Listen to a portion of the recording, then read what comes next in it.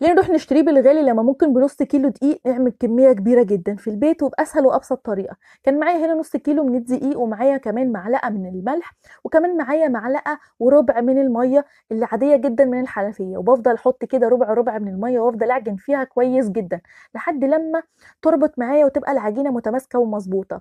انا اسمه، يا ريت لو انتوا اول مرة تشوفوا قناتي ما تنسوش لايك وشير للقناة، ويلا بينا نصلي على الرسول. بفضل اعجن كويس جدا كده لحد لما العجينه بتاعتي تتماسك. حطيت اول كوبايه ودوت الربع الاخير، وبفضل اعجن كويس جدا. طب ليه انا بعجن كويس جدا؟ علشان خاطر عايزاها لما اجي افردها معايا رقاق ما تفضلش تتقطع مني وتتبهدل والاقيها مش مظبوطه. العجين كويس جدا كده، بفضل اعجن مش اقل من 10 دقايق لحد لما تبقى متماسكه تماما تماما.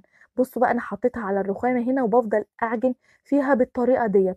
هو دوت اللي بيخلي العجينه بتاعتي تبقى متماسكه وناعمه بالمنظر دوت. هجيبها بقى هنا وارجع تاني ارجعها في الطبق وهغطيها واسيبها نص ساعه كده ترتاح. هي ما فيهاش خميره ولا فيها بيكنج باودر ولا فيها اي ماده رافعه، بس انا بسيبها ترتاح علشان خاطر لو اشتغلت فيها على طول بتبقى عامله شبه الاستيك كده، باجي افردها ترجع تاني. بصوا طريقه ازاي بضغط عليها بتبقى ناعمه كده ومظبوطه. هفردها بقى كده وهبتدي اخد كوره، كل كوره تكون مقاس 35. طب لو انت ما عندكيش ميزان هتعايري كده بايدك ان هي تكون قد الخوخيه الصغيره كده، عشان خاطر انا هسويها في فرن على البوتاجاز من فوق، مش هسويها في الفرن. بجيب بقى دي كده وبرش بقى كل كوره كده زي ما انتم شايفين، وبغطيها بكيس من النايلون علشان خاطر الوش بتاعها ما ينشفش. وببتدي بقى اجيب دقيق، وانا هنا بقى ما استخدمت نص كيلو من الدقيق. الدقيق هو اللي بيخلي ان الرقاق بتاعي يفضل مفروض كده ويكون سهل في الفرد.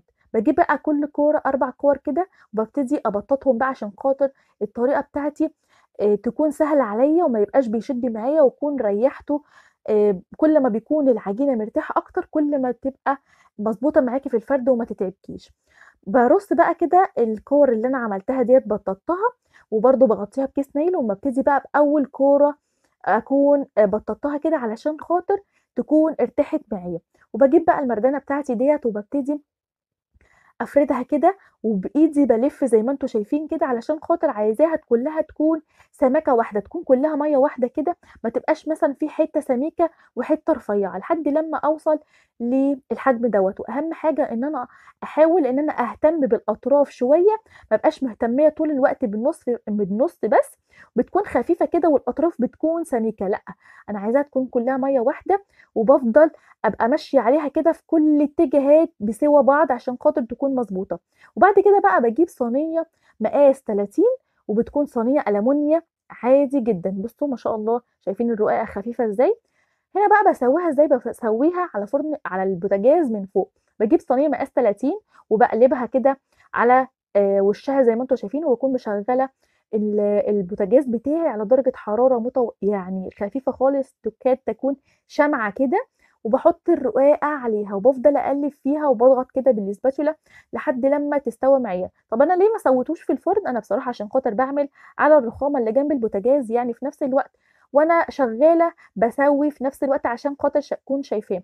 لو انا هبقى مشغلاه في الفرن ممكن اسهل عليه شويه، حاجه تتحرق حاجه تبقى مش مظبوطه. يعني ممكن تسووه في البوتاجاز عادي جدا في الفرن، بس انا بصراحه حبيت اسهل عليكم الطريقه. وبفضل اقلب فيه لحد لما يوصل للون الرقاق اللي هو يبقى لونه مبيض كده وبيكون مظبوط. بصوا بقى الكميه ما شاء الله، يعني من نص كيلو عملت قد ايه كميه. والرقاق عايزه اقول لكم بصوا ايدي باينه كده من وراه، بصوا شايفين ايدي باينه، يعني رقيق جدا وما شاء الله بجد حلو بجد بجد.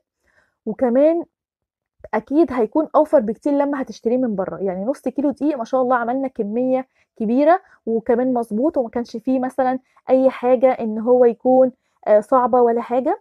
عايزاكم تجربوه. لو قلت محتاجين اي سؤال اكتبوا لي في التعليقات. دمتم في رعايه الله والسلام عليكم.